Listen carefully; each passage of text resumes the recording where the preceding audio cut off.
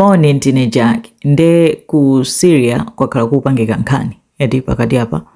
mai uyu dzina lake ndi Huda Sharawi ndionera kuti ndi national figure ku Syria ko otchuka aliyesa kumudziwa kwawoko ndi actress kuti ali celebrated wakhala kupanga active kwa zaka zambiri anapezeka kuti waphedwa chaka chomwe chino anthu amasakasaka kuti wamphandani edi ndi amadabwa kuti wantchito wake sakumpeza wantchito wake ndi mai uyu dzina lake Vicky Ajoko. Vicky kwawo ndi ku Uganda ndi mai wa zaka 33 ndi anachoka ku Uganda kupita Syria kwafuna ntchito wakhala kumakhala kumeneko ndi amayi eti kuti amawasamalira amagwirira ntchito amatani pamene no amampeza Vickyyo after kuwapeza amayi aja Huda aja china chinkhani chachikulu kwambiri ku Syria ku ma TV chani ampeza iye analata vulala anampeza kuti anayesa kudumpha amafuna uzipha anamtenga pamene amammanga kumfusa kufufuza kupeza kuti iwo anachita suspect kuti amene wapha amayi Huda anali Vicky uja nde nkhani yakhala ili nkamwa anthu ambiri amanena kuti ayi mwina akumunamizira ndi dziko loti losakhazikika chani plus ndi dziko lonena kuti lakhala pa nkhondo eti masivo wowo chani komanso apolisi amene anamtenga ndi Sharia eti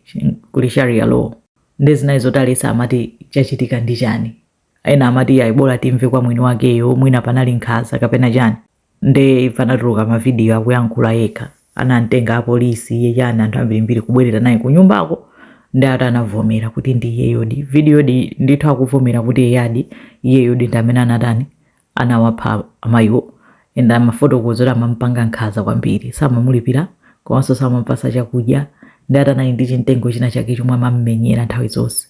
ndati nthawi imene anayambana kuti anatopa nazo amati mundilipire komanso analati adandaula kwa mwana wawo amayiwo Hudawo anali zaka 87 analati adandaula kuti sakundipasa chakudya ndikugona ndi njala chani ndati moyo wake unali wozunzika kwambiri ndi tsiku limene lolo mutu wake unangokhala tikaya watani kungonyamuka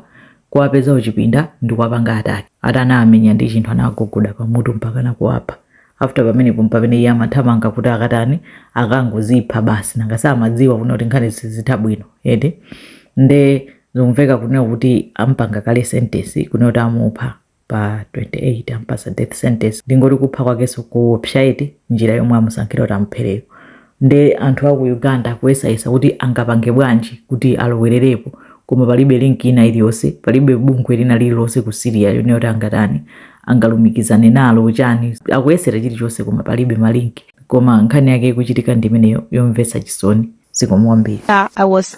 very sick, totally sick. She told me, Vicky, don't touch this thing and don't take anything in Barat because you have already poison. I don't know what I'm going to tell you people. I'm sorry.